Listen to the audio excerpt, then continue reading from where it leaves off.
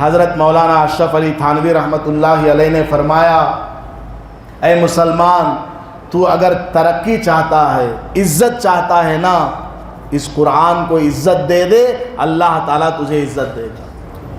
قرآن کی عزت کر لے، قرآن کی عظمت کو سمجھ لے، اللہ تعالیٰ تیری عزت کو بڑھائے گا، تیرے عظمت کو بڑھائے گا۔ اور جو لوگ قرآن کی خدمت کرنے والے ہیں، علماء ہیں، حفاظ ہیں، مفتیان کرام ہیں، ان کی عزت کرو، ان کی خدمت کرو، اللہ تعالیٰ تمہیں بڑھائے گا۔ امین۔ امام صاحب ذرہ موٹے ہو گئے تو کون تو ایک مقتدی آپ کو جلنے لگتی ہیں، کیا کھاتے ہیں کہ اتنے موٹے ہو جاتے ہیں۔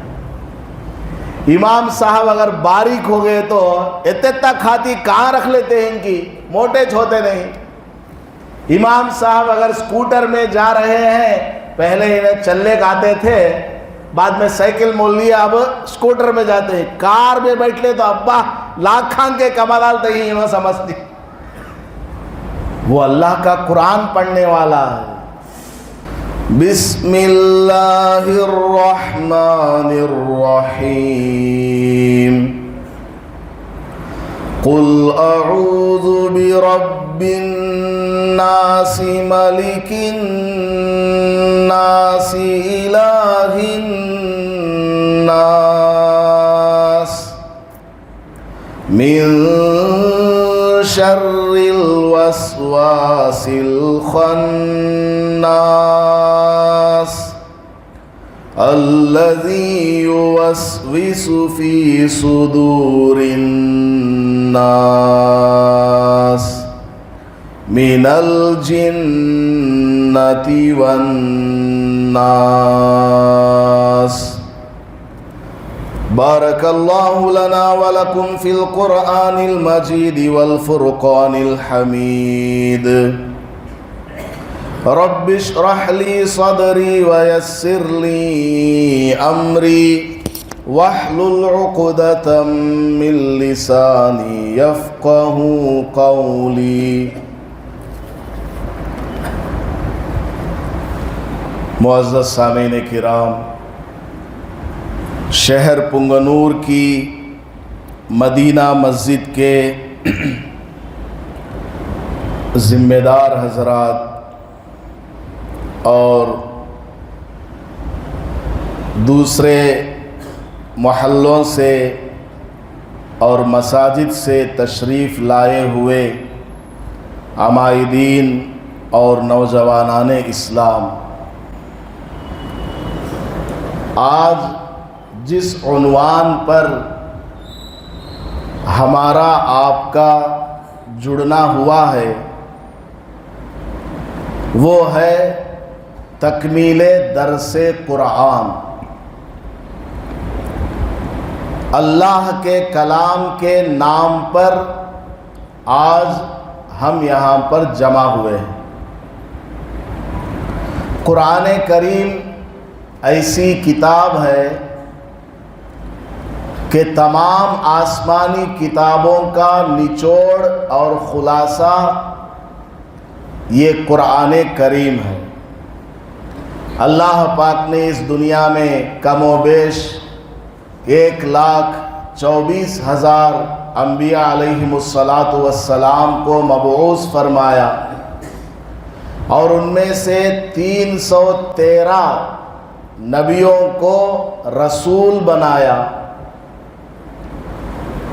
رسول کا مطلب ان کے پاس آسمانی کتاب اللہ پاک نے بھیجی ہے، چھوٹی کتاب ہو یا بڑی کتاب ہو۔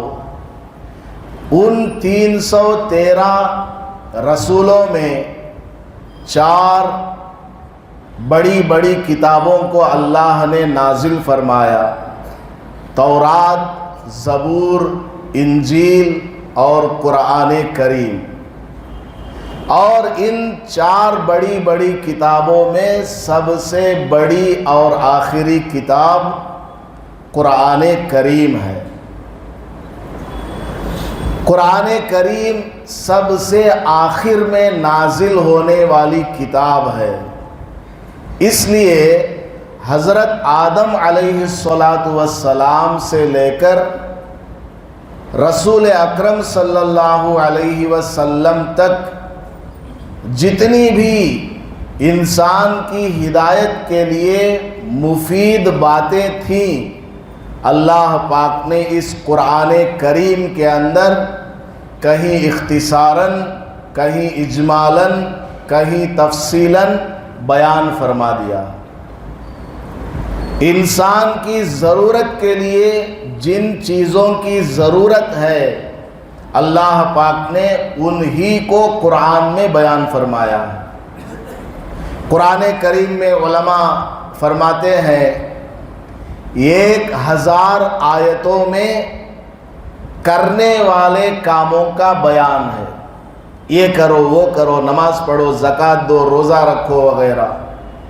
1000 آیتوں میں نہ کرنے والی باتیں ہیں کہ جھوٹ نہ بولو، شراب نہ پیو، سود نہ کھاؤ وغیرہ۔ 1000 آیتوں میں جنت کی بشارتیں ہیں، 1000 آیتوں میں جہنم کی وعیدیں ہیں، اور 1000 آیتوں میں حضرات انبیاء علیہم الصلاۃ کے واقعات ہیں، اور 1000 آیتوں میں دیگر نصیحتیں، عبرت والی باتیں وغیرہ موجود ہیں۔ یہ قرآن کریم بڑی عجیب و غریب کتاب ہے۔ جس آدمی نے قرآن کریم کو پڑھ لیا، پڑھنے کے بعد اس کو سمجھ لیا، سمجھنے کے بعد اس پر عمل پیرا ہو گیا، اس کی دنیا اور آخرت کامیاب ہو جاتی ہے۔ قرآن کریم واحد ایسی کتاب ہے، دنیا کے کونوں کونوں میں اس کتاب کو پڑھا جاتا ہے۔ دنیا میں سب سے زیادہ پرنٹ ہونے والی کوئی کتاب ہے تو قرآن کریم ہے۔ مختلف خط میں، کیلیگرافی، مختلف خط میں قرآن کریم کو لکھا جاتا ہے۔ قرآن کریم کا ٹرانسلیشن دنیا کی تقریباً ہر زبان میں موجود ہے۔ قرآن کا معنی ہے زیادہ پڑھی جانے والی کتاب۔ تراویح میں آپ لوگ دیکھتے ہیں 27 کو قرآن کریم پورا ہو جاتا ہے، جیسے ہی 19ویں رکعت میں سورہ فلق اور سورہ ناس کی تلاوت ہوتی ہے تو اگلی رکعت جو کہ تراویح کی آخری رکعت ہے 20ویں، اس میں پھر سورہ فاتحہ پڑھا جاتا ہے اور سورہ بقرہ کو شروع کر دیا جاتا ہے، یہ بتلانے کے لیے کہ یہ قرآن کریم ختم کرنے والی کتاب نہیں ہے۔ ختم کر کے پھر شروع کرو، پھر ختم ہو گئی پھر شروع کرو، پھر ختم ہو گئی پھر شروع کرو۔ یہ قرآن کریم کا خاصہ ہے کہ یہ زیادہ پڑھی جانے والی کتاب ہے۔ اس قدر قرآن زیادہ پڑھی جانے والی کتاب ہے کہ اللہ پاک غیروں سے بھی پڑھوا رہا۔ مسلمان قرآن کو ایمان و یقین کے ساتھ ہدایت کے لیے پڑھتا ہے، عبرت حاصل کرنے کے لیے پڑھتا ہے، اپنی زندگی صحیح گزارنے کا طریقہ معلوم کرنے کے لیے پڑھتا ہے، اور غیر اس قرآن میں نکتہ چینی کے لیے پڑھتا ہے۔ قرآن کریم میں کہاں کہاں غلطیاں ہیں اس کو تلاش کرنے کے لیے پڑھتا ہے۔ ہمارے محلے میں ایک بہت بڑے لائر تھے، انتقال ہو گیا ان کا، جناب مبارک صاحب۔ انہوں نے تقریباً 12 سال پہلے یا اس سے پہلے مجھ سے فرمایا تھا کہ قرآن کریم کا سب سے پہلا انگلش ٹرانسلیٹر پکتل ہے، پکتل اس کا نام۔ اس کو باضابطہ ڈیوٹی دی گئی کہ تم قرآن کو انگریزی میں کنورٹ کرو اور اس میں جو غلطیاں ہیں، خامیاں ہیں، اس کو نکال کر ہمیں بتاؤ۔ دنیا میں سب سے بڑا، سب سے پہلا انگریزی ٹرانسلیٹر ہے وہ پکتل، اس نے سورہ فاتحہ سے قرآن کا ٹرانسلیشن کرنا شروع کیا، کرتے کرتے کرتے آخر تک پہنچا تو کلمہ پڑھ کر مسلمان ہو گئے۔ قرآن کریم ایسی عظیم الشان کتاب ہے کہ جو قرآن کو نہیں مانتا ہے ان کو بھی مجبوراً قرآن پڑھنا پڑ رہا ہے۔ خیر، قرآن کریم کے عنوان پر قرآن کی نسبت سے، کلام پاک کی نسبت سے آج ہم لوگ یہاں پر جمع ہوئے ہیں۔ ویسے تو روزانہ فجر بعد یہاں تفسیر ہوتی ہے، ہماری مسجد میں بھی ہوتی ہے، تقریباً ہر مسجد میں ہوتی ہے، لیکن آج کی یہ مجلس اختتامی درس والی مجلس ہے، اس لیے اس کی عظمت اور اس کا مقام اور مرتبہ اور زیادہ بڑھ جاتا ہے۔ قرآن کریم کی یہ آخری 2 سورتیں آپ کے سامنے تلاوت کی گئی ہیں۔ ان دونوں سورتوں کو معوذتین کہا جاتا ہے۔ معوذہ، واو کے اوپر زبر نہیں ہے، زیر ہے، معوذتین، یعنی وہ سورتیں جن کے ذریعے آدمی پناہ کو حاصل کر سکتا ہے۔ یہ 2 سورتیں ایسی ہیں، ان کو پڑھنے سے یہ 2 سورتیں اس بندے کو بہت ساری مصیبتوں سے، آفات سے، بلیات سے، جادو سے، سحر سے بچاتی ہیں۔ اللہ پاک نے ان 2 سورتوں کے اندر ایسی خاصیت کو رکھا ہوا۔ قرآن کریم کو اللہ نے بتدریج نازل فرمایا ہے، تھوڑا تھوڑا تھوڑا تھوڑا کر کے 23 سال کے عرصے میں پورا قرآن نازل ہوا۔ قرآن کریم کی اکثر آیتوں کے نزول کا کوئی نہ کوئی سبب ہوتا ہے، کوئی نہ کوئی پیچھے ریزن ہوتا ہے۔ کوئی واقعہ حضور صلی اللہ علیہ وسلم کے سامنے پیش آیا، اللہ نے اس واقعے کی حقیقت کو بیان کرنے کے لیے کوئی سورت نازل فرما دی۔ کچھ لوگوں نے آ کر حضور سے سوال پوچھ لیا، اس کا جواب دینے کے لیے اللہ نے قرآن کی کوئی آیت یا سورت کو نازل فرمایا۔ ان 2 سورتوں کو بھی اللہ نے ایک خاص پس منظر میں نازل فرمایا۔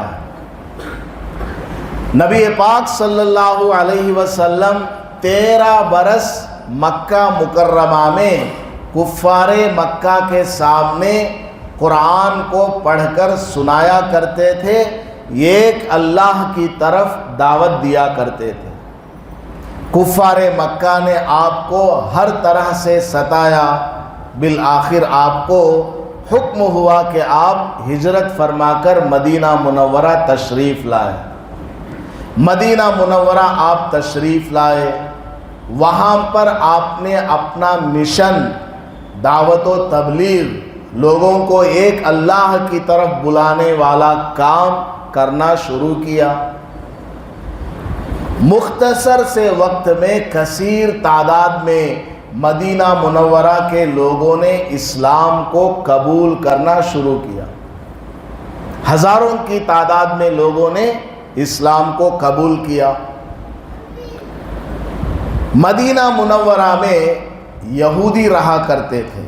اصل میں یہ لوگ ملک شام، یمن، سیریا ان علاقوں میں رہتے تھے، لیکن آخری پیغمبر ان کے گمان کے مطابق بنی اسرائیل کے خاندان میں پیدا ہوں گے، اس لیے ان کی خدمت میں پہلے سے ہی حاضر ہونے کے لیے یہ لوگ اپنے وطن کو چھوڑ کر مدینہ منورہ میں آ کر بس گئے کہ یہاں آخری پیغمبر تشریف لانے والے ہیں۔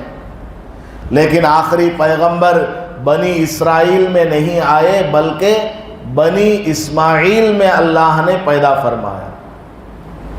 تو ان کو حسد ہو گیا کہ حضور صلی اللہ علیہ وسلم جو کہ آخری پیغمبر ہیں وہ بنی اسماعیل میں پیدا ہو گئے، جلنے لگ گئے، ہمارے خاندان میں پیدا نہیں ہوئے، اب کیا ہوگا؟ اسلام خوب پھیل رہا ہے، حضور صلی اللہ علیہ وسلم کے نام پر کثیر تعداد میں لوگوں نے اسلام قبول کیا، دن بدن تعداد میں اضافہ ہو رہا ہے۔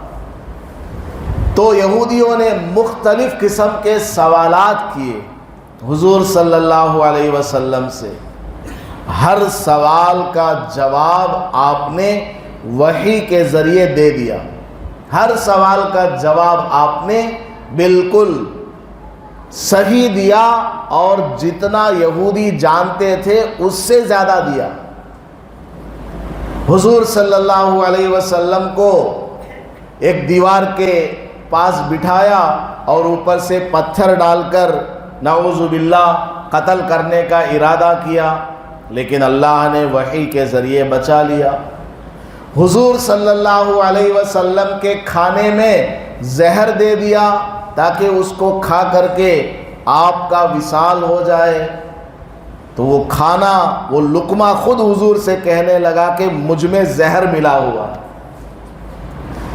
ہر طرح سے یہودی ناکام ہو گیا، نہ زبانی ڈیبیٹ کر سکتا ہے، نہ جسمانی اعتبار سے مقابلہ کر سکتا ہے، مال کو پیش کر کے حضور کو ان کے مشن سے روک نہیں سکتا، ڈرا کر دھمکا کر کسی بھی طرح حضور صلی اللہ علیہ وسلم کی دعوت و تبلیغ والے کام کو یہودی نہیں روک پایا۔ تو انہوں نے سوچا اب آخری حربہ ہمارے پاس یہی ہے کہ حضور کے اوپر جادو کرا دیا جائے، حضور کے اوپر جادو کرا دیا جائے۔ چنانچہ مدینہ منورہ میں ایک آدمی رہتا تھا لبید ابن عاصم، اس نے جادو بڑا سیکھا ہوا تھا، بڑا ماہر تھا۔ جیسے آپ کے پنگنور میں بھی کوئی ہوگا بڑا آدمی گرو گھنٹال جو جادو وغیرہ کرتا ہے، تعویذ پلیتے کا، نیمبو کا، پھولاں کا، میخان کا کاروبار کرتا ہے، ہر جگہ ہوتے ہیں لوگ۔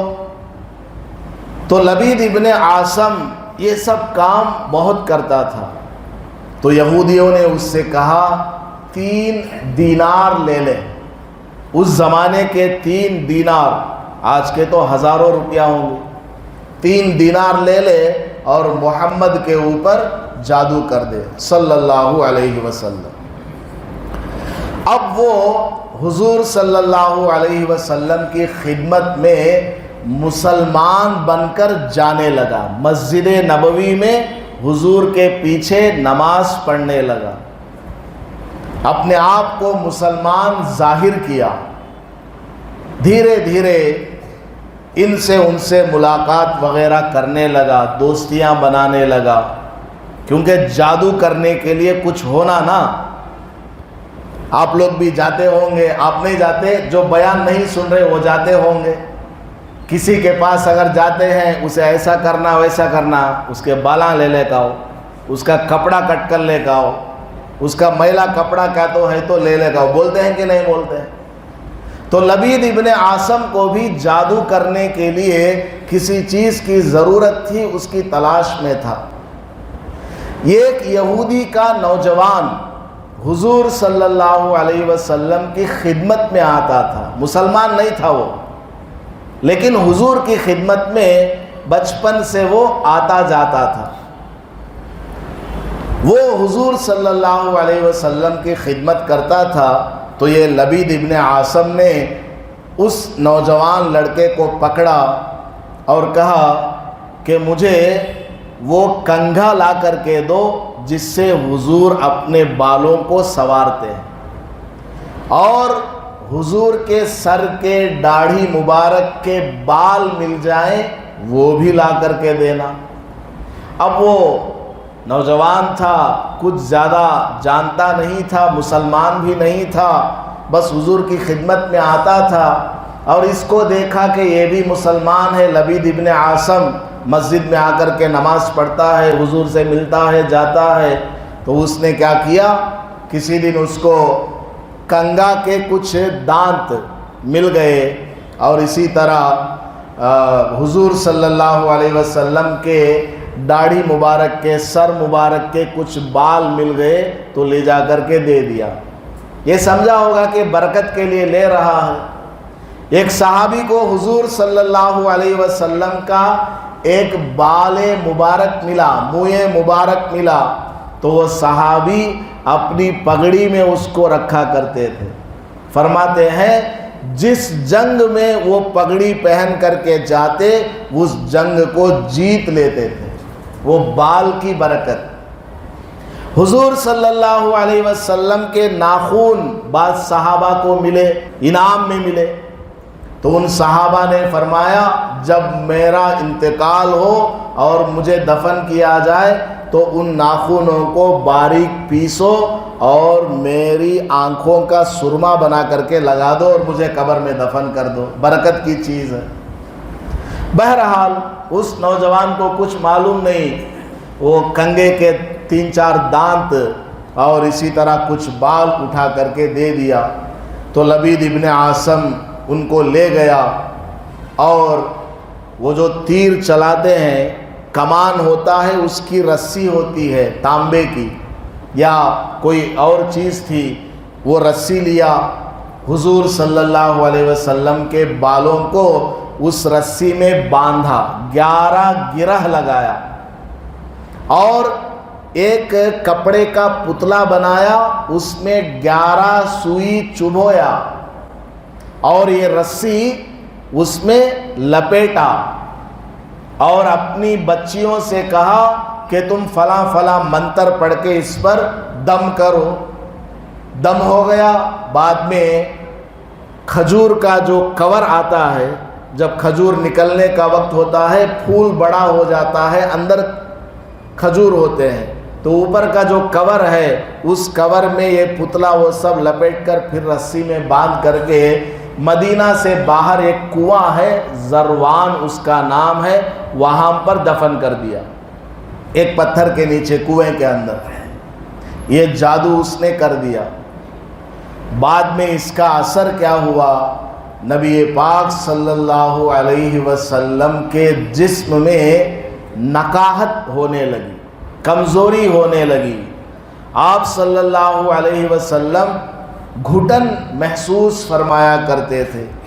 آپ صلی اللہ علیہ وسلم سمجھتے تھے کہ میں نے فلاں کام کر دیا ہے، حالانکہ کیا نہیں ہوتا ہے۔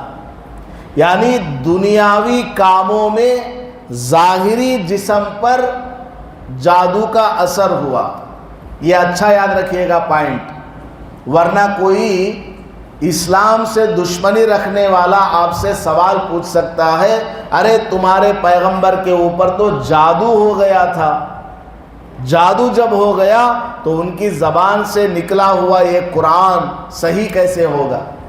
تو اچھی طرح یاد رکھیے، حضور صلی اللہ علیہ وسلم پر جادو کا اثر ظاہری جسم پر ہوا اور دنیاوی معاملات میں ہوا ہے۔ آپ کے دل پر، عقل پر، آپ کے عقیدے پر اور آپ کی نبوت والے کاموں پر جادو کا کوئی اثر نہیں ہوا۔ آپ قرآن صحیح پڑھتے تھے، وہی صحیح طریقے سے آیا جایا کرتی تھی، اور آپ صحابہ کے درمیان تبلیغ صحیح فرمایا کرتے تھے، سب کچھ صحیح چلتا تھا، البتہ جسمانی اعتبار سے آپ کو تکلیف تھی، اور بیٹھے بیٹھے کھڑے کھڑے آپ تھک جایا کرتے تھے، اور آپ کسی کام کو سمجھتے تھے کہ میں نے کیا ہے، حقیقت میں آپ نے کیا ہوا نہیں ہوتا تھا، بس اتنی سی تکلیف۔ علماء فرماتے ہیں تقریباً 6 مہینے آپ صلی اللہ علیہ وسلم کے اوپر جادو کا اثر تھا، 6 مہینہ۔ آپ صلی اللہ علیہ وسلم نے اللہ سے دعا مانگی، اے اللہ میرے جسم کے اندر اس طرح کی عجیب کیفیت میں محسوس کر رہا ہوں، برداشت نہیں ہو رہا ہے، اے اللہ مجھے اس سے راحت نصیب فرما، صحت نصیب فرما۔ یہ دعا آپ صلی اللہ علیہ وسلم نے مانگی۔ تو رات میں سو گئے، خواب دیکھا آپ صلی اللہ علیہ وسلم نے۔ رات میں آپ نے خواب دیکھا۔ خواب کیا دیکھا؟ دو آدمی آئے، سرہانے پر ایک بیٹھ گیا، حضور کے قدموں کی طرف ایک بیٹھ گیا خواب میں۔ سرہانے پر کون تھا؟ حضرت جبرائیل علیہ السلام، اور پائتی کے پاس حضرت میکائیل علیہ السلام۔ حضور صلی اللہ علیہ وسلم امی عائشہ رضی اللہ عنہا سے پورا خواب بیان فرماتے ہیں کہ میں نے رات میں خواب دیکھا، سرہانے کے پاس جو آدمی تھا وہ کہتا ہے پیروں کے قریب جو آدمی ہے اس سے، ارے ان کو کیا ہو گیا؟ تو وہ جواب دیتا ہے میکائیل، ہاں ان کو جادو ہو گیا۔ تو جبرائیل علیہ السلام پوچھتے ہیں کس نے کیا؟ تو میکائیل جواب دیتے ہیں لبید ابن عاصم یہودی نے کیا۔ کس پر کیا؟ تو جواب دیتا ہے میکائیل کہ فلاں فلاں تیر کے تاگے پر، حضور کے کنگے پر اور بالوں پر، یہ سب کر کے جادو کیا گیا ہے۔ کس جگہ پر کیا گیا؟ تو میکائیل جواب دیتے ہیں کہ فلاں کنویں میں وہ سب جادو کا سامان دبا کر کے رکھا ہوا ہے۔ یہ خواب آپ صلی اللہ علیہ وسلم نے دیکھا۔ تو صبح ہوتے ہی امی عائشہ رضی اللہ عنہا کو یہ خواب بیان فرمایا کہ مجھے اللہ تعالیٰ نے خواب میں یہ سب دکھلایا ہے۔ حضرت علی رضی اللہ تعالیٰ عنہ کو بلایا، حضرت عمار رضی اللہ تعالیٰ عنہ کو بلایا اور کہا کہ فلاں کنویں میں جاؤ، وہاں پتھر کے نیچے کوئی چیز رکھی ہوئی ہے، اس کو لے کر کے آؤ۔ دونوں گئے تو دیکھا کہ کنویں کے نیچے وہ سب جادو کا سامان رکھا ہوا ہے۔ اور یہ دو صورتیں اللہ پاک نے نازل فرمائی، قل اعوذ برب الفلق اور قل اعوذ برب الناس۔ اس جادو کے توڑ کے لیے ان دو صورتوں کو اللہ پاک نے نازل فرمایا اور حضرت جبرائیل علیہ السلام کے ذریعے کہلوایا کہ ان دو صورتوں کی تلاوت کریں، ایک ایک آیت پڑھیں، ایک ایک گرہ کو نکالتے جائیں۔ جادو ختم کرنے کا طریقہ یہی ہے کہ جادو میں جو کام کیا گیا ہے اس کا الٹا کر دو۔ چند دن پہلے میرے پاس ایک نوجوان آیا اور بولا حضرت ہمارا گھر بہت پرانا ہو گیا تھا، اس میں چونا لگانا تھا، پورا سامان ہمیں باہر نکال دیے، چونا وغیرہ لگا رہے تھے، تو کچن کے روم میں گواچی کے اندر ایک تعویذ ملی ہے، مجھے ڈر ہے کہ اس میں کیا ہے۔ میں نے کہا لاؤ دکھاؤ۔ وہ آیا ہمارے پاس، دکھایا، اس میں سب اس کا نام، بیوی کا نام، ماں کا نام سب لکھا ہے۔ میں پڑھ کر کے سنایا تمہارا نام ہے، اس کا ذرا بی پی ڈاؤن ہو گیا، تمہارا امی کا نام ہے اور ڈاؤن ہو گیا۔ پھر میں پورا پڑھنے کے بعد بولا ڈرنے کی ضرورت نہیں، یہ پورا یہ سورہ پڑھ کے یا بسم اللہ پڑھ کے پھاڑ دو اور لے جا کر کے دفن کر دو، کچھ نہیں ہوگا۔ الحمدللہ اس نے ایسا ہی کیا، کچھ بھی نہیں ہوا۔ تو جادو کا اثر ختم کرنے کا طریقہ یہی ہے، کوئی چیز آپ کو ملے جیسی ہے اس کی شکل بدل دیجئے یہ صورتیں پڑھ کر کے، انشاءاللہ جادو کا اثر ختم ہو جاتا ہے۔ بہرحال نبی پاک صلی اللہ علیہ وسلم پر ان دو صورتوں کو اللہ تعالیٰ نے نازل فرمایا اور کہا کہ ان کو آپ پڑھیں، ایک ایک آیت پڑھیں، ایک ایک گرہ کو کھولتے جائیں، تو جادو کا اثر چلا جائے گا۔ تو آپ صلی اللہ علیہ وسلم نے اس پتلے کو منگوایا اور ایک ایک آیت پڑھی۔ بعض روایات میں ہے کہ حضرت جبرائیل علیہ السلام نے پڑھا۔ بہرحال جو بھی ہو، ایک آیت پڑھی گئی، ایک گرہ کو کھولا گیا، دوسری آیت پڑھی گئی، دوسرا گرہ کھولا گیا۔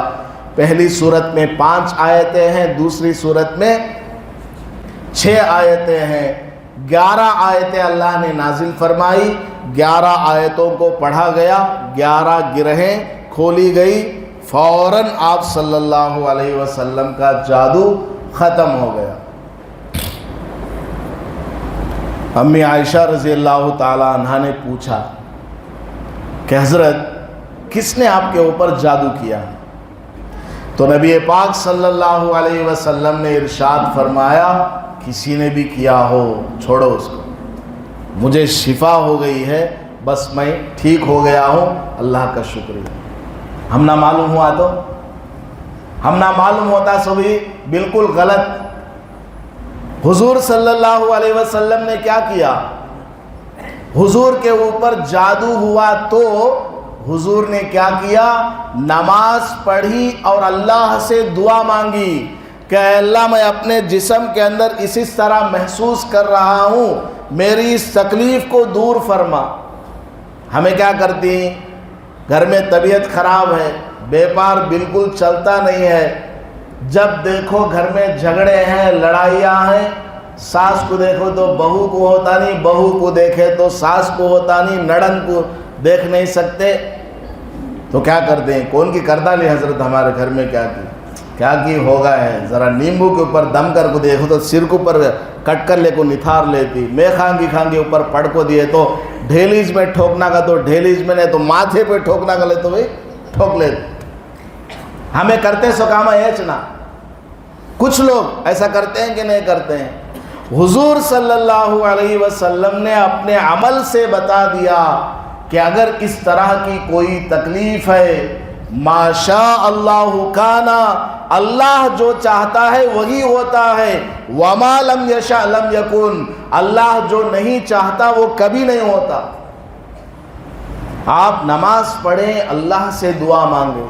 جس کے اوپر جادو ہوا وہ نماز پڑھنے کی حالت میں نہیں ہے، آپ پڑھو، گھر والے سب پڑھیں، یہ سورتیں پڑھ کر کے دم کریں، اس کو پلائیں، زیادہ سے زیادہ کسی معتبر عالم سے ملاقات کریں، ان سے پانی دم کرائیں، مسجد کے امام سے، انشاءاللہ جادو کا اثر ختم ہو جائے گا۔ ان کے پاس جانا، ان کے پاس جانا، ہاتھاں دکھانا، آج کل پواں دیکھنے والے بھی آگے ہیں، پاؤں ایسا رکھے تو وہ بھوتت دم رکھ کو دیکھتے اس کرتے ہیں، ایسے کاما نہیں کرنا۔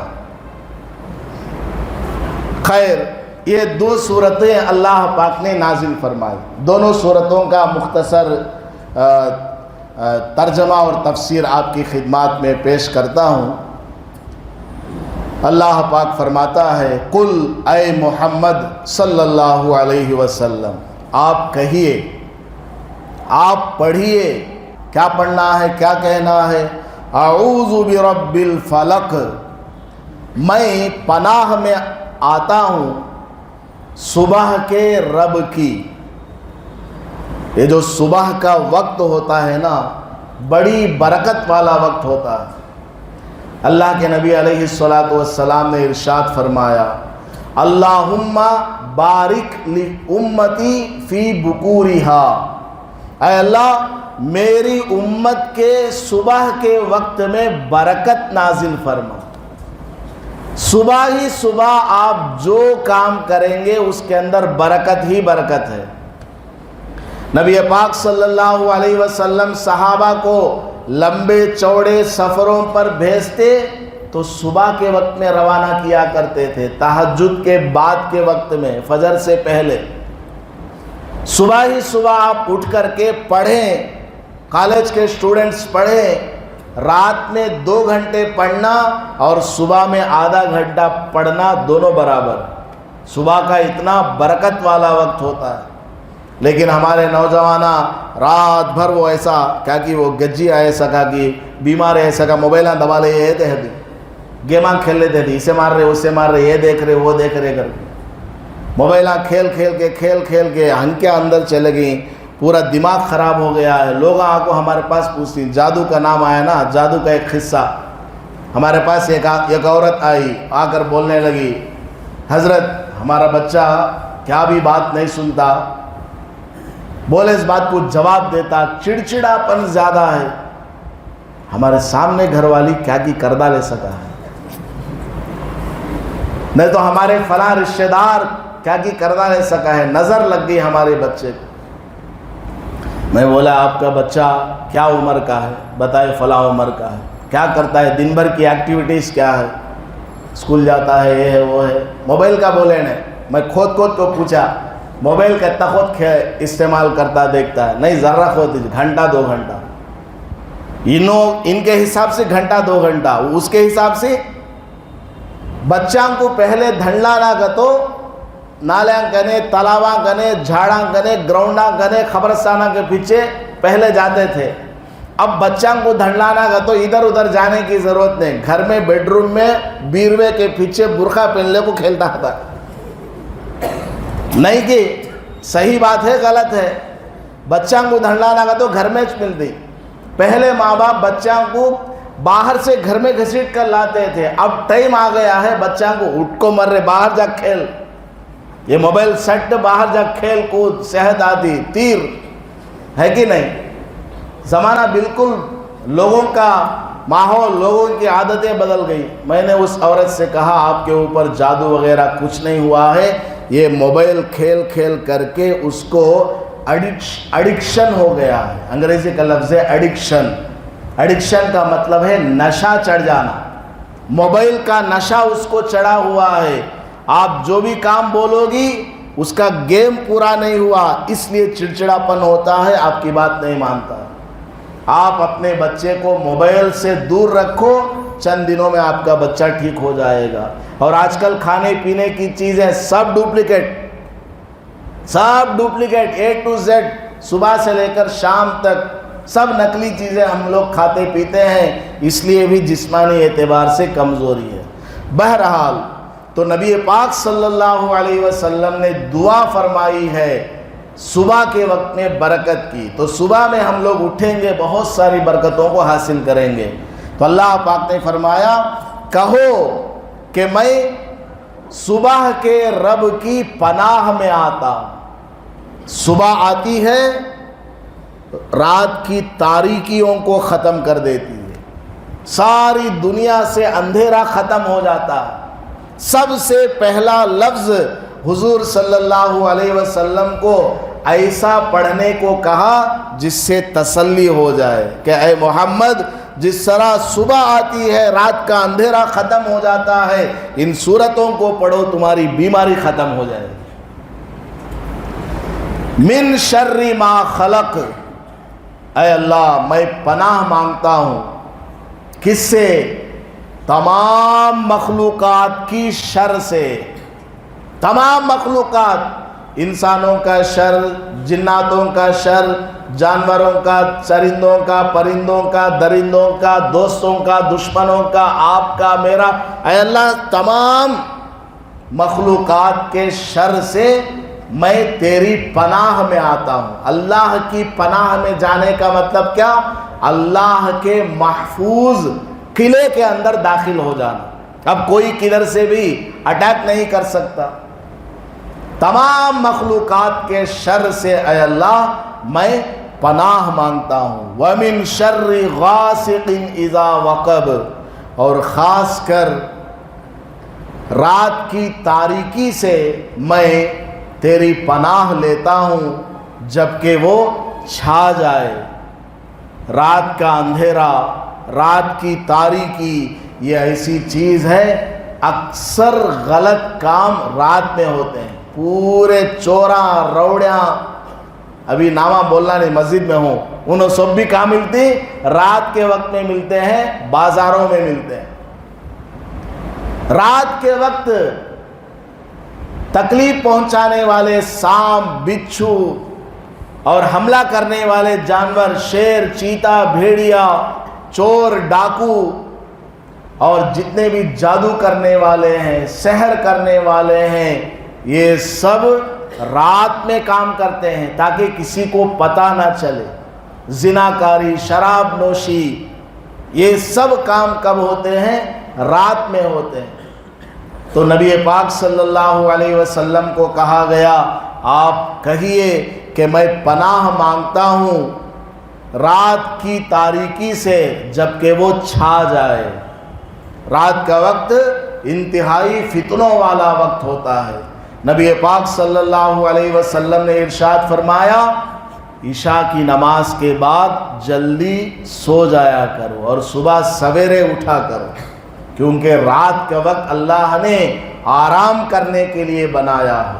لیکن ہمارے نوجوان رات بھر بازاروں میں ادھر ادھر گھومتے پھرتے ہیں۔ آج کل گھومنا پھرنا سب ختم ہو گیا، وہ موبائل لے کے بیٹھ جاتے ہیں، انٹرنیٹ میں یہ وہ دیکھتے رہتے ہیں، شادی کے لائق نہیں ہوتے۔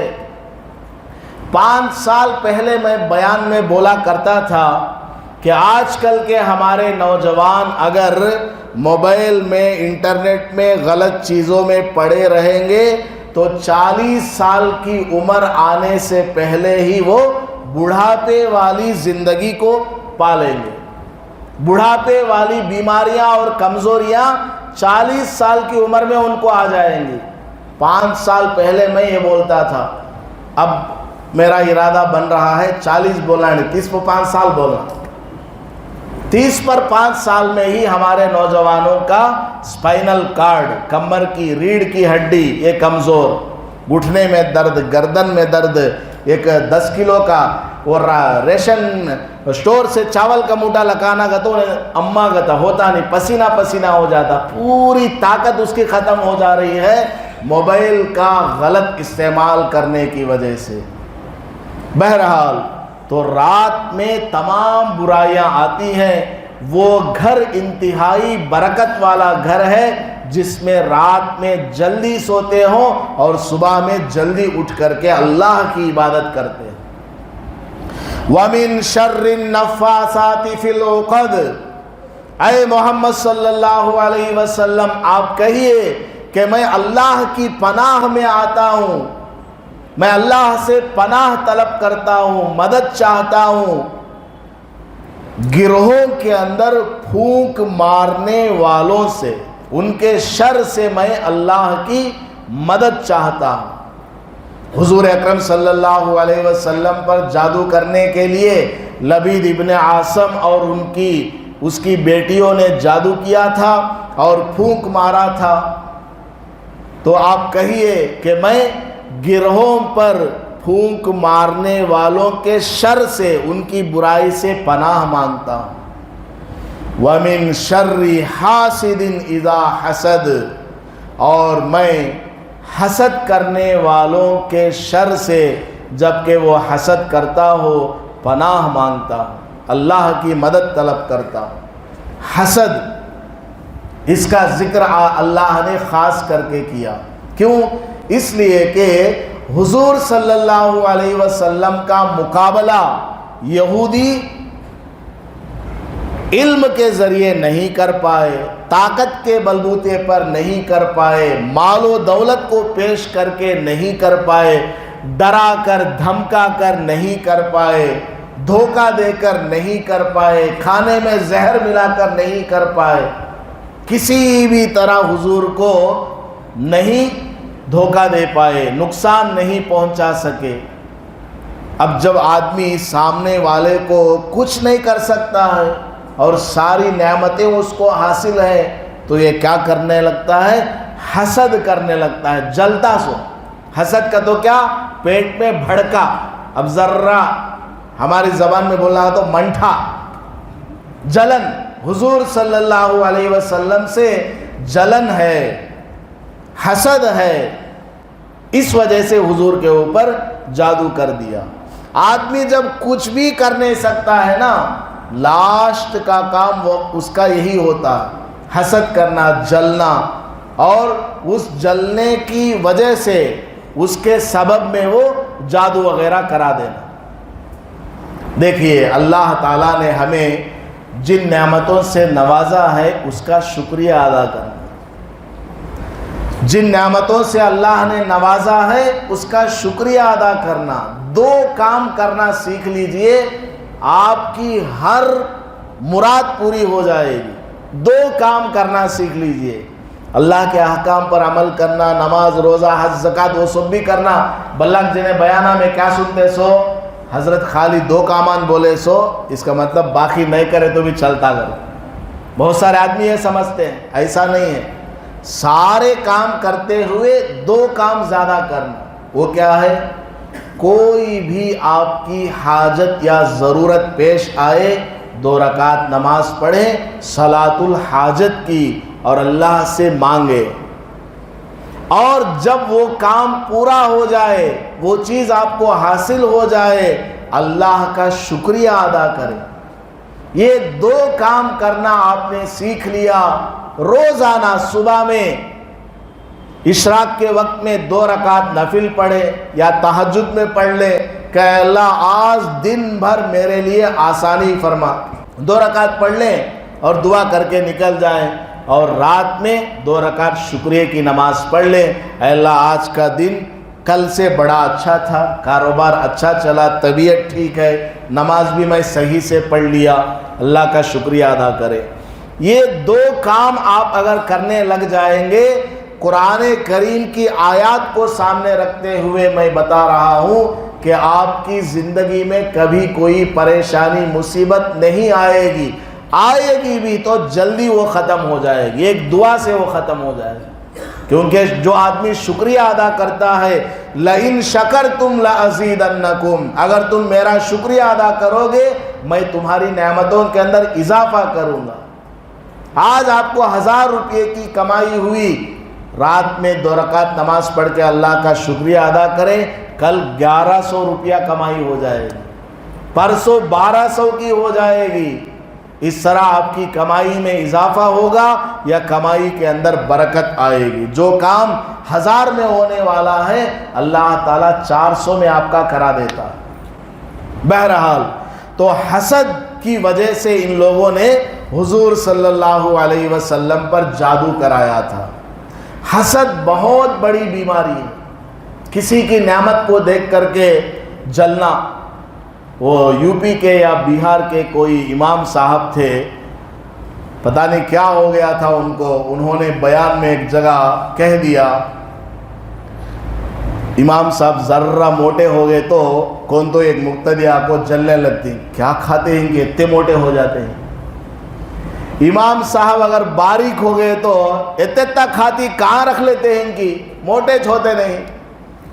امام صاحب اگر سکوٹر میں جا رہے ہیں، پہلے انہیں چلنے آتے تھے، بعد میں سائیکل مول لیا، اب سکوٹر میں جاتے ہیں، کار میں بیٹھ لے تو ابا لاکھاں کے کمالال تھی انہوں سمجھتی۔ وہ اللہ کا قرآن پڑھنے والا ہے، امام صاحب، مفتی صاحب، مولانا صاحب، حضرت مولانا عاقل حسامی صاحب رحمت اللہ علیہ ہماری مدن پلی کی جامعہ مسجد میں بیان کرنے آئے تھے۔ 2000 میرے خیال سے 2005 کی بات ہے۔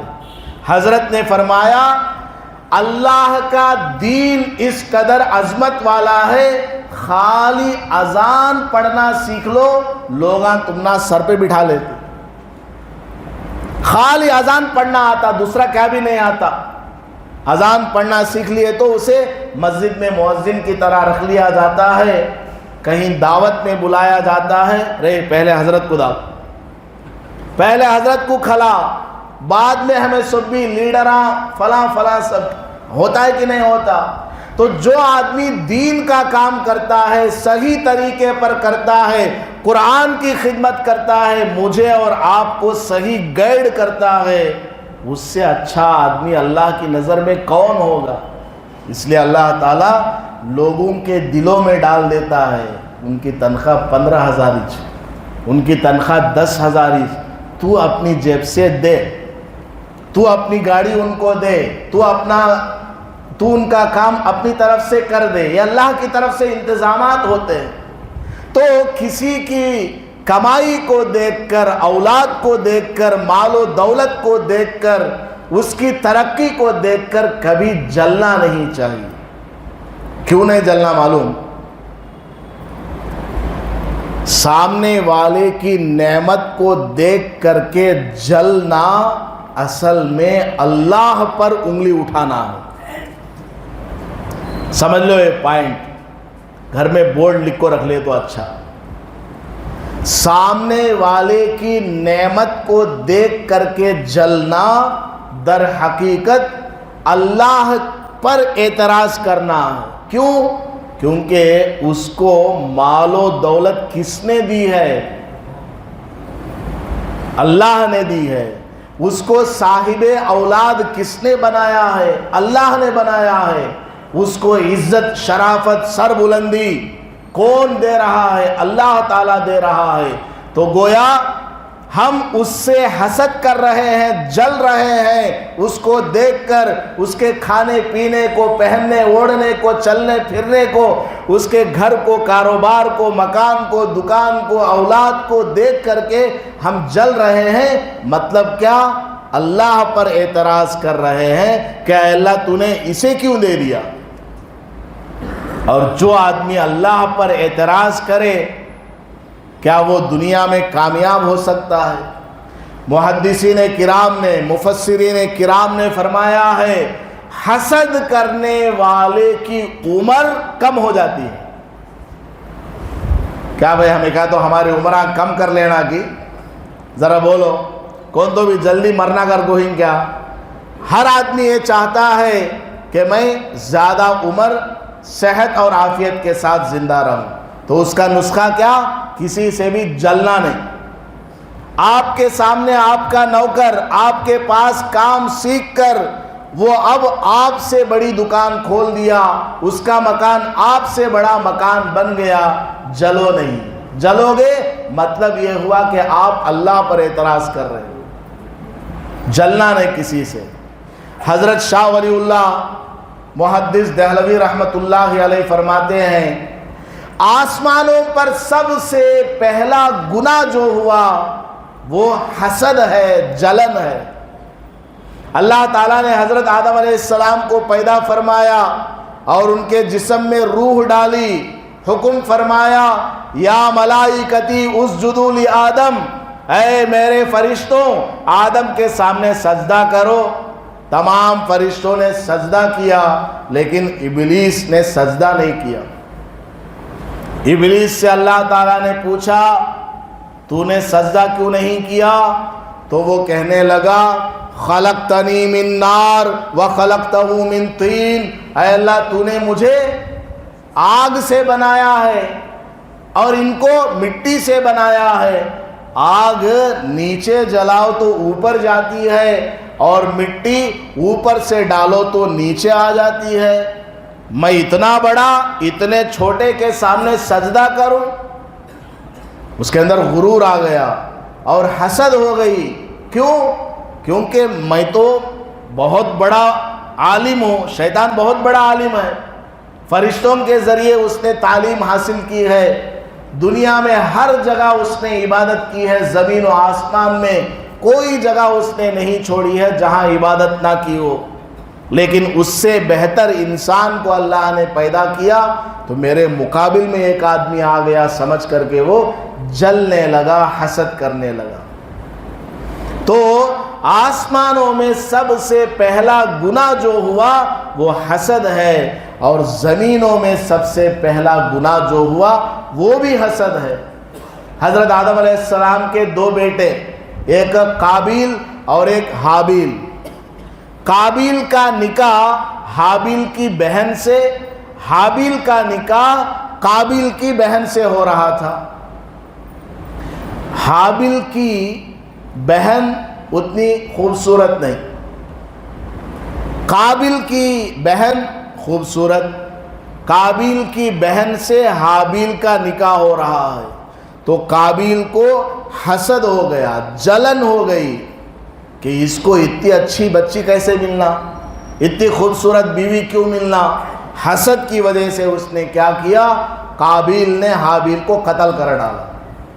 تو حسد آسمانوں میں سب سے پہلا گناہ ہے اور زمینوں میں بھی سب سے پہلا گناہ ہے. اس لیے کسی سے حسد نہیں کرنا.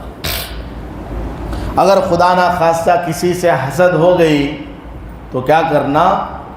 اللہ تعالیٰ سے اس کے بارے میں دعا کرنا، اے اللہ مجھے معلوم نہیں کہ اس کا گھر دیکھے تو مجھے جلن ہوتا ہے، اے اللہ مجھے معاف فرما، اسے اور برکت عطا فرما. اس طرح دعا کریں گے حسد ختم ہو جائے گا. اور اسی طرح اس کے پیٹھ کے پیچھے اس کی تعریف کرنا. بادشاہ بھائی سے آپ کو جلن ہے، اس کے پیچھے جا کر کے بولو بادشاہ بھائی بڑا اچھا آدمی، اللہ تعالیٰ ان کی جان میں مال میں اور برکت دینا. اس طرح بولتے رہیں گے، اس سے جو آپ کو جلن ہے وہ جلن ختم ہو جاتی. کرتی کیا بھائی اس طرح؟ وہ ہم بھی کرتے ہیں انشاءاللہ، بولا تھی لیکن کرتے نہیں. آپ لوگ کریں گے انشاءاللہ، میں بھی کرتا ہوں، آپ بھی کرتا ہوں. جن سے بھی ہمیں جلن ہے ہمیں اللہ سے دعا کرنا ہے، اللہ اس سے مجھے جلن ہے معاف فرما، اور ان کے پیٹھ کے پیچھے ان کی خوب تعریف بیان کرنا. بس وقت بھی تھوڑا ہے اس لیے جلدی میں آگے بڑھتا ہوں. اگلی صورت ہے سورہ ناس. سورہ فلق میں اللہ تعالیٰ نے دنیاوی مصیبتوں سے بچنے کے لیے اللہ کی مدد اور اللہ کی پناہ کو طلب کرنے کا حکم دیا. اور اگلی صورت سورہ ناس میں اللہ پاک نے آخرت کی اور دین سے متعلق چیزوں میں جو چیز نقصان دینے والی ہے ان سے بچنے کے لیے اللہ کی مدد کو طلب کرنے کا حکم دیا گیا. اللہ پاک فرماتا ہے، قل اے محمد صلی اللہ علیہ وسلم آپ پڑھیے، آپ کہیے اعوذ برب الناس، کہ میں لوگوں کے رب کی پناہ میں آتا ہوں، لوگوں کے رب کی پناہ کو طلب کرتا ہوں، مدد کو چاہتا ہوں. ملک الناس، وہ میرا رب کیسا ہے؟ تمام لوگوں کا وہ بادشاہ ہے، حقیقی بادشاہ ہے. دنیا میں جتنے بھی لیڈر ہیں، بڑا چھوٹا، محلے کا کونسلر، شہر کا ایم ایل اے، ایک کانسٹینسی کا ایم پی، ایک اسٹیٹ کا منسٹر، ایک کنٹری کا پرائم منسٹر، جتنے بھی ہیں یہ سب ٹیمپروری ہیں. حقیقی بادشاہت صرف اللہ کو حاصل ہے.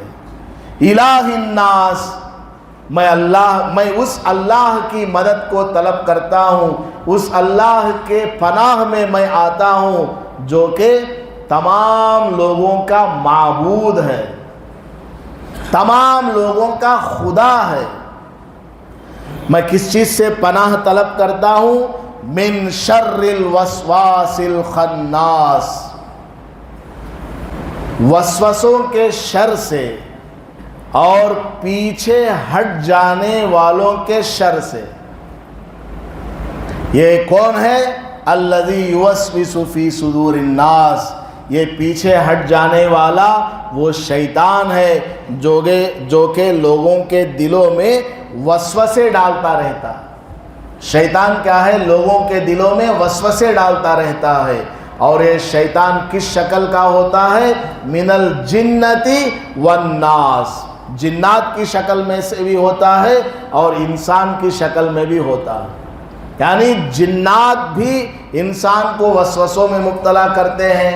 جنات سے مراد شیاطین، کیونکہ شیطان اصل میں جن ہے. اللہ تعالیٰ نے قرآن کریم میں فرمایا ہے کان من الجن، یہ شیطان کون تھا؟ جنات میں سے تھا. ایک بہت بڑے عالم دین نے لکھا ہے اس دنیا میں انسانوں کے بھیجے جانے سے 8000 سال پہلے جنات رہا کرتے تھے. بہت زیادہ دنیا میں فساد مچا رکھا تھا. اللہ تعالیٰ نے جنات کو قتل کرنے کا حکم دے دیا. فرشتے آئے، ساری جنات کی نسل کو ختم کر دیا.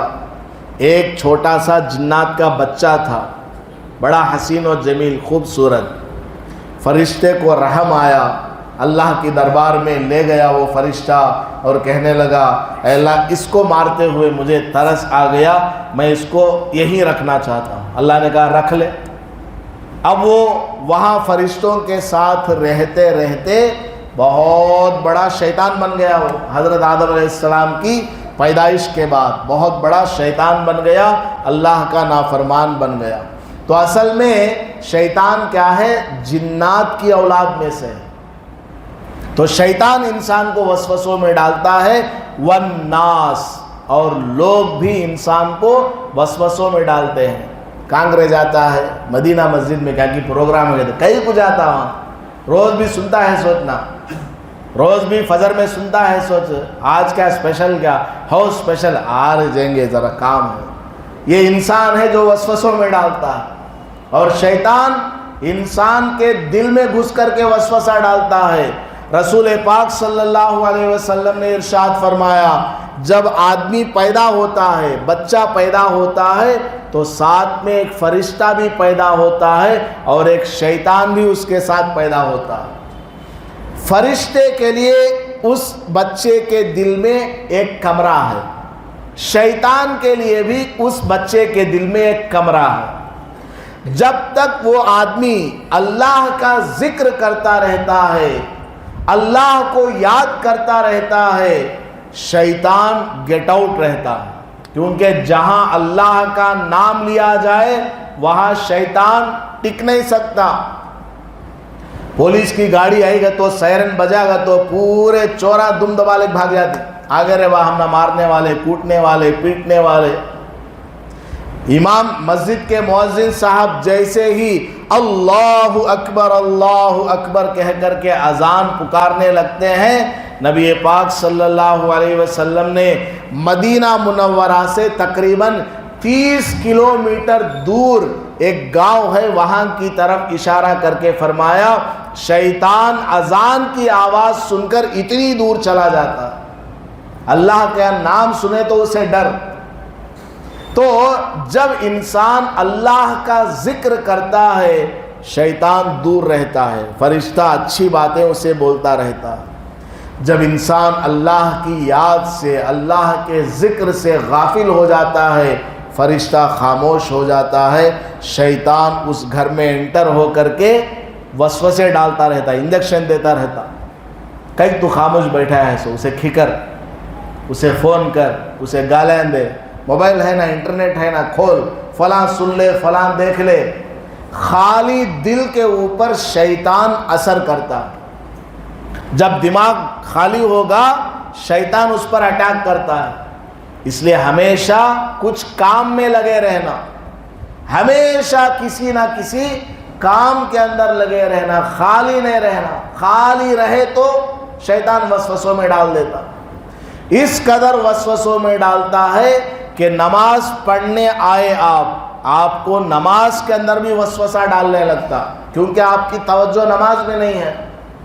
آپ اگر امام صاحب کی قرات کی طرف متوجہ ہوتے، سجدے کی جگہ دیکھ کر کے کعبۃ اللہ کا تصور کرتے کہ میں کعبے کے سامنے کھڑا ہوں، اللہ تعالیٰ مجھے دیکھ رہا ہے، تو شیطان آپ کے قریب نہیں آئے گا۔ آپ کی توجہ نہیں ہے تو شیطان آپ کے اوپر مسلط ہو جائے گا اور وسوسہ ڈالنے لگے گا، کیا فائدہ رہے تجھے نماز پڑھ کو، ایک رکعت تو بھی تو صحیح پڑھتا کیا، کون سا سورہ پڑھا بول مغرب میں، نہیں مجھے معلوم، اب پڑھ کو آیا 2 رکعت سنت، ان 2 رکعتوں میں پہلی رکعت میں کیا پڑھا، دوسری رکعت میں کیا پڑھا بول، رکوع میں سبحان ربی العظیم کتنے بار پڑھا، نہیں مجھے یاد نہیں، کیا فائدہ ہے اسی نماز پڑھ کو۔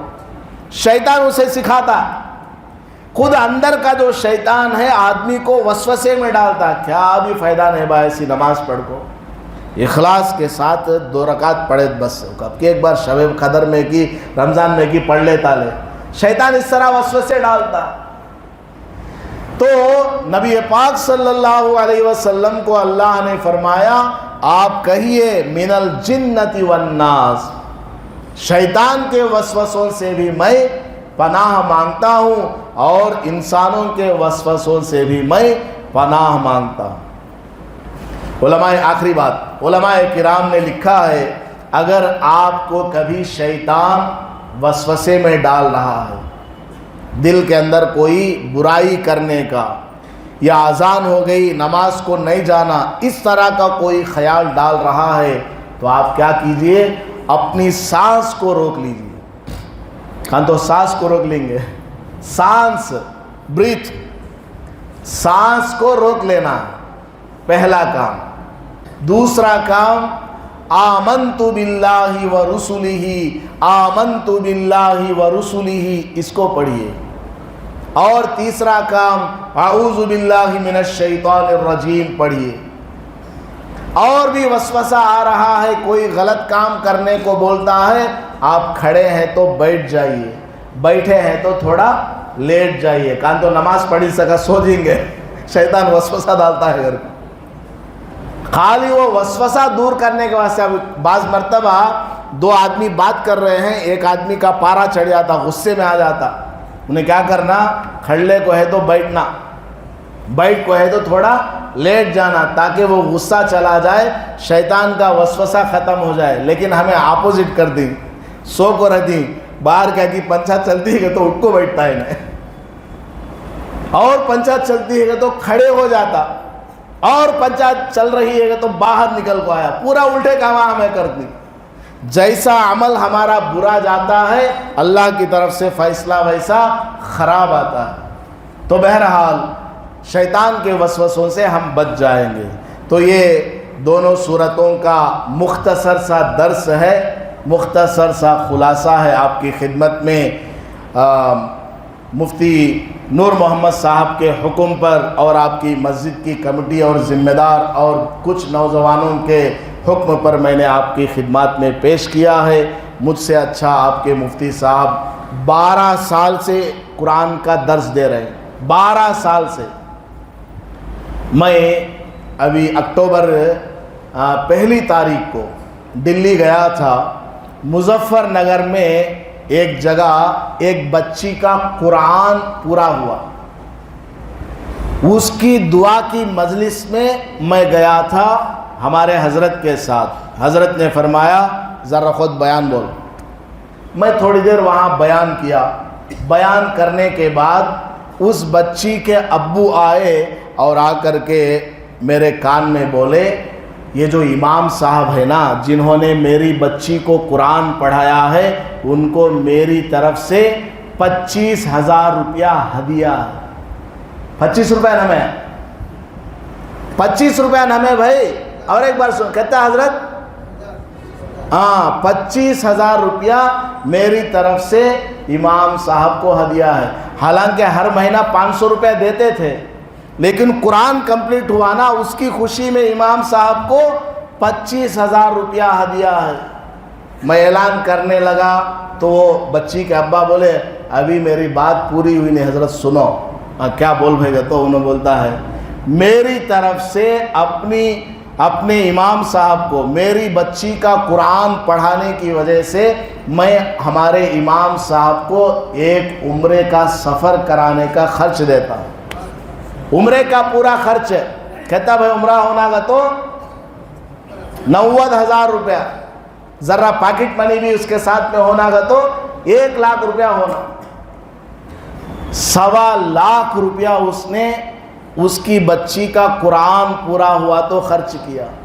तो कुरान ऐसी अजमत वाली किताब है, ये अगर पूरी हो रही है तो खुश होना, आपको खुश होना और अपने इमाम, मुअज्जिन और मस्जिद के ज़िम्मेदारान का शुक्रिया अदा करना कि आपकी मस्जिद में हमें अल्लाह का कलाम सुनने का मौका मिला है। दुनिया में ऐसी ऐसी मस्जिदें हैं जहां के लोग तरसते हैं कि हमारी मस्जिद में कुरान का दर्स हो, कोई कुरान का दर्स देने वाला नहीं मिल रहा है। अगर मिल भी रहा है तो क्या बोलता है समझ में नहीं आता। अपने इमाम की, मुफ्ती साहब की, मुअज्जिन साहब की कदर करना, मस्जिद की कदर करना। आज हमारे पास ये सारी नेमतें मौजूद हैं। 12 साल का वक्त लगा करके आपके इमाम साहब ने कुरान को कंप्लीट किया है। अभी मैं बयान करने आया, खाली 2 सूरे तुम्हारे सामने बयान करने के वास्ते आया हूँ। वो मेरे लिए सआदत है। ये 2 सूरों का बयान करने के लिए मैं कम से कम 4 घंटे की तैयारी कर पाया। कितने घंटे भाई? मेरे साथ जो हमारे मेज़बान हैं, जो मुझे कार में लेकर आए, उनसे भी आप पूछिए।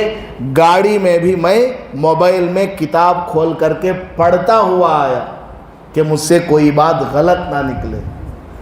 इसकी तफसीर लोगों के सामने जितना हो सके सही बयान कर सकूं। छोटे छोटे 2 सूरतों की तफसीर आपके सामने करने के लिए 4 घंटे में मुताला करके आया। روزانہ امام صاحب قرآن کی 4 آیتیں 3 آیتیں پڑھ کے سناتے ہیں تو کتنا وہ مطالعہ کرتے ہوں گے روزانہ، آدھا گھنٹہ 1 گھنٹہ. سمجھ میں آ گئی بات؟ کتنا وہ وقت نکالتے ہیں. ہمیں صرف کیا نظر آتا؟ ہاں آتی بھائی 5 منٹ نماز پڑھا چل جاتی. نہیں، دن بھر دماغ گھومتا رہتا ہے. میں بھی بیان کرتا ہوں نا، فجر میں قرآن کی تفسیر کرتا ہوں، عصر میں درس حدیث ہے. جو قرآن کی آیت پڑھنا دن بھر دماغ میں گھومتی رہتی، اس آیت کو عوام کے سامنے کیسا سمجھانا، کون سا قصہ لے کو آنا. قرآن میں اس کا لفظ کا ٹرانسلیشن بہت سخت رہتا، عوام کو سمجھانے کے واسطے مورٹ زبان میں کیسا بولنا، یہ سب دن بھر دماغ میں گھومتا رہتا. ہمیں گاڑیاں چلاتے رہتی، کھاتے رہتی، سوتے رہتی، اٹھتے رہتی، لیکن دماغ میں یہ سب گھومتا رہتا. کون سی حدیث پڑھنے جا رہا ہوں، اس حدیث کا معنی کیا، مطلب کیا، وہ حدیث صحیح ہے، ضعیف ہے، موضوع ہے، من گھڑت ہے، منکر ہے، اس حدیث سے متعلق کیا مسئلہ ہے، یہ سب سوچنا، تب جا کر کے آپ کے سامنے بیان کرتے ہیں. معمولی بات نہیں ہے امامت کرنا اور آپ کے سامنے بیان کرنا. بہرحال قرآن کریم کی یہ 2 صورتیں آپ کے سامنے میں نے مختصر انداز میں بیان کی ہے. ایک دل کو لگنے والی بات میں آپ کو سنانا چاہتا ہوں. امی عائشہ رضی اللہ تعالی عنہا نے پوچھا، حضرت آپ کے اوپر کس نے جادو کیا، آپ کو اللہ نے بتلا دیا ہے کہ نہیں؟ حضور نے فرمایا ہاں بتلا دیا، اس کا نام مجھے معلوم ہے، اس کا چہرہ مجھے معلوم، کس جگہ جادو کیا سب مجھے معلوم. تو امی عائشہ رضی اللہ عنہا نے کہا آپ صحابہ کو بتا دیجئے تاکہ وہ جا کر اس کی خبر لیں کہ پیغمبر کے اوپر جادو کیا ہے. تو نبی پاک صلی اللہ علیہ وسلم نے فرمایا نہیں، اللہ نے مجھے شفا دے دی ہے، اس لیے میں کچھ نہیں چاہتا، میں اسے بدلہ نہیں لیتا، میں اس سے بدلہ نہیں لیتا. روایت میں لکھا ہے کہ وہ آدمی زندگی بھر حضور صلی اللہ علیہ وسلم کے سامنے آتا جاتا تھا، گلیوں میں ادھر ادھر آمنا سامنا ہوتا تھا، ایک مرتبہ بھی حضور نے اس کو اشارے سے بھی نہیں کہا توچ نہیں کیا کرا سو. حالانکہ حضور کو 100% معلوم، اللہ تعالیٰ نے بتلایا، جبرائیل کے ذریعے بتلایا، قرآن کی صورتیں بیان کر کے نازل کر کے بتلایا. اس کے باوجود پوری زندگی حضور نے اس کا نام تک نہیں لیا. اپنے چہیتے دوست حضرت ابو بکر کو نہیں بتایا، عمر کو نہیں بتایا، عثمان کو نہیں بتایا، اپنے چچا زاد بیٹے حضرت علی کو نہیں بتایا، اپنی لخت جگر محبوب زوجہ امی عائشہ کو نہیں بتایا. پوری زندگی حضور نے نام نہیں لیا. وہ تو صحابہ کو کسی طرح اس آدمی کا نام معلوم ہوا، حضور نے نہیں بتایا. اور ایک عجیب بات، وہ جو نوجوان لڑکا تھا نا جس نے حضور کا کنگھا، اس کے 3-4 دانت اور حضور کے سر کے بال لے جا کر کے لبید بن عاصم کو دیا تھا، وہ نوجوان بیمار ہو گیا. وہ نوجوان بیمار ہو گیا تو حضور صلی اللہ علیہ وسلم اس کے گھر پر تشریف لے گئے عیادت کرنے کے واسطے. حالانکہ حضور کو معلوم ہے، فرشتے نے بتلایا ہے کہ یہی وہ بچہ ہے جس نے جادو کرنے میں تعاون کیا ہے، آپ کے سر کے داڑھی مبارک کے بال اٹھا کر کے دیا ہے. لیکن جب وہ بچہ بیمار ہو گیا، حضور صلی اللہ علیہ وسلم اس کی عیادت کرنے کے لیے، بیمار پرسی کے لیے خود چل کر اس کے گھر پر تشریف لے گئے. گھر پر گئے، اس کے سر پر ہاتھ پھیرا، کچھ پڑھ کر کے دم وغیرہ کیا، پھر کہنے لگے اس کو دیکھتے ہوئے اسلم، مسلمان ہو جا. وہ یہودی کا بچہ ہے، حضور کی خدمت میں آتا جاتا تھا، مسلمان نہیں تھا. اس سے فرمایا اے بچے مسلمان ہو جا. تو چھوٹا بچہ ہے، ابھی بالغ ہونے کے قریب تھا یا کچھ آگے تھا. اس نے اپنے باپ کی طرف دیکھا، ابو کیا کہیں گے اگر میں نے اسلام قبول کر لیا تو ابا جان کہنے لگے کر جو محمد کہہ رہے ہیں کر لے آج. جو محمد بول رہے ہیں آج مان لے ان کی بات کو، کیونکہ باپ کو بھی پتا ہے کہ میرے بیٹے نے جادو کرنے میں معاونت کی ہے، اس کے باوجود پوری زندگی حضور نے اس کو کچھ نہیں کہا، ایک بار بھی پوچھا تک نہیں کہ تو نے ہی میرے بال اٹھا کر کے دیے تھے۔ اور آج بیمار ہو گیا تو حضور خود چل کر کے گھر پر تشریف لائے، اس بیٹے نے کلمہ پڑھ کر کے اسلام قبول کر لیا۔